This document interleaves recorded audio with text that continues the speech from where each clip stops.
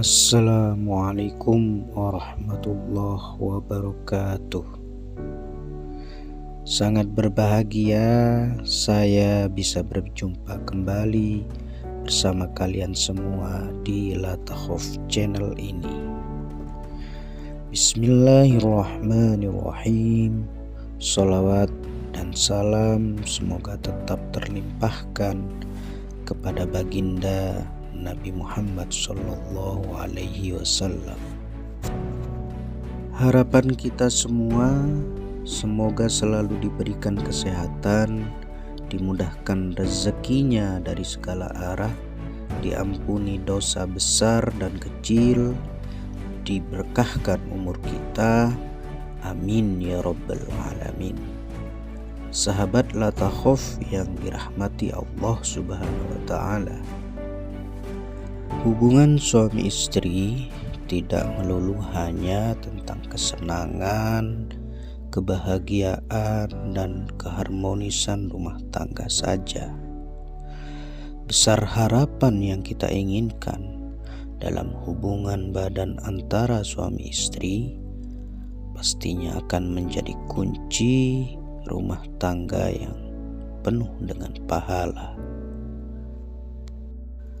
Menjadi hak bagi keduanya, yakni suami dan istri, agar lebih bersemangat ketika melakukan hubungan suami istri sesudah menikah. Berikut saya bagikan beberapa pahala berhubungan suami istri menurut agama Islam. Semoga menjadi motivasi untuk terus harmonis dengan pasangan kita. Pertama, akan dinilai sebagai sedekah. Dalam sebuah hadis meriwayatkan bahwa hubungan badan antara kalian dengan istri atau hamba sahaya adalah sedekah. Kemudian sahabat lantas ada yang bertanya kepada Rasulullah Shallallahu Alaihi Wasallam, "Wahai Rasulullah, apakah dengan mendatangi istri kami dengan syahwat itu mendapatkan pahala?" Beliau menjawab, "Bukankah jika kalian bersetubuh pada yang haram, kalian mendapatkan dosa? Oleh karena itu, jika kalian bersetubuh pada yang halal, tentu akan mendapatkan pahala." Kedua, akan membersihkan jiwa. Tentang hukum suami tidak memberi nafkah batin pada istri, ketika aku sudah buntu berpikir terhadap suatu permasalahan ilmu, maka aku panggil istriku untuk berhubungan badan. Ketika aku selesai, lalu aku ambil kertas dan aku tuangkan ilmu untuk memulai menulis, karena jima dapat membersihkan pikiran dan menguatkan pemahaman. Ketiga, akan mendapatkan pahala sepanjang melangkah dalam keseharian. Barang siapa yang menggauli istrinya sehingga mewajibkan mandi pada hari Jumat, kemudian dia pun mandi, lalu bangun pagi dan berangkat ke masjid pagi-pagi. Dia berjalan dan tidak berkendara. Kemudian duduk dekat imam dan mendengarkan khutbah dengan seksama tanpa sendau gurau. Niscaya ia mendapatkan pahala amal dari setiap langkahnya selama setahun, balasan puasa dan sholat malam harinya. Hadis riwayat Tirmidzi, An-Nasa'i, Ibnu Majah, dan Ahmad. Keempat, memenuhi hak suami istri. Dari Husain bin Mihsan bahwasannya saudara perempuan dari bapaknya yaitu bibinya pernah mendatangi Rasulullah SAW karena ada suatu keperluan. Setelah ia menyelesaikan keperluannya, Nabi Muhammad SAW bertanya kepadanya, "Apakah engkau telah bersuami?" Lalu ia menjawab, "Sudah." Rasulullah bertanya lagi, "Bagaimana sikapmu kepada suamimu?" Ia menjawab, "Aku tidak pernah mengurangi haknya kecuali yang aku tidak mampu mengerjakannya." Kemudian Rasulullah SAW menjawab, "Perhatikanlah bagaimana hubunganmu dengannya, karena suamimu merupakan surga dan nerakamu." Nabi Muhammad SAW bersabda, "Demi Allah yang jiwaku Muhammad berada di tangannya, seorang wanita tidak akan bisa menunaikan haknya sebelum ia menunaikan hak suaminya. Andaikan suami meminta dirinya padahal ia sedang berada di atas punggung unta, maka ia atau istri tetap tidak boleh menolak." Kelima, jalan menuju surga.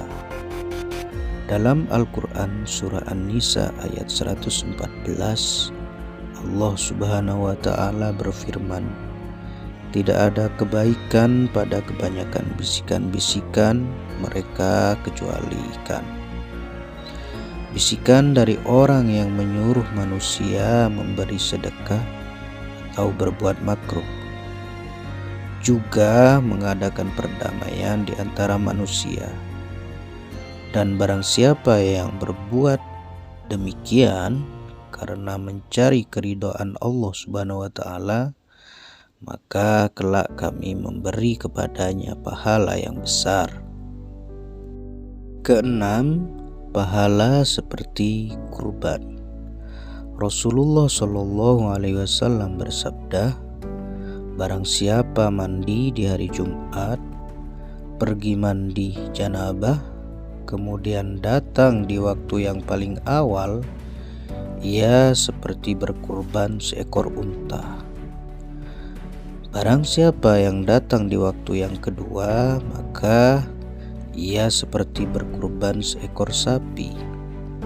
Barang siapa yang datang di waktu yang ketiga, maka ia seperti berkurban seekor kambing.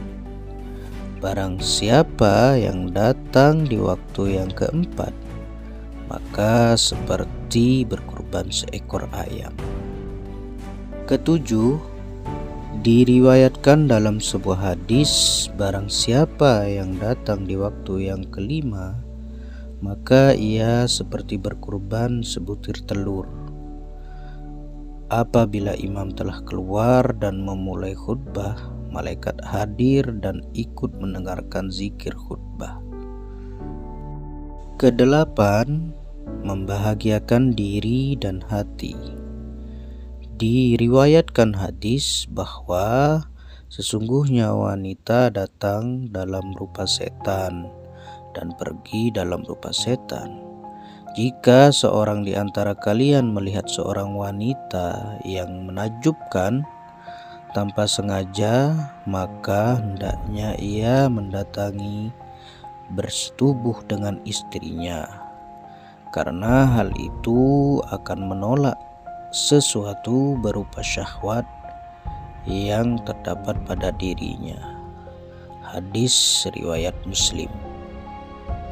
Kesembilan, Aisyah radhiyallahu anha berkata, Rasulullah SAW bersabda, "Sebaik-baik kalian adalah suami yang paling baik terhadap keluarganya, dan aku adalah yang paling baik terhadap keluargaku." Hadis riwayat Tirmidzi.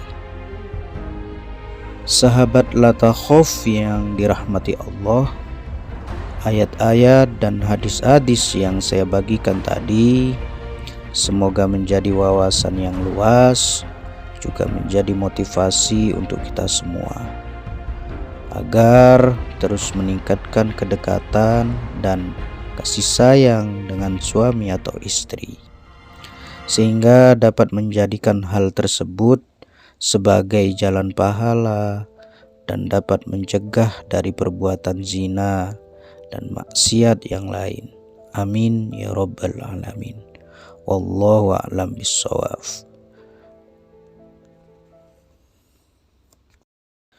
Demikian yang bisa saya bagikan, semoga bermanfaat untuk kita semua.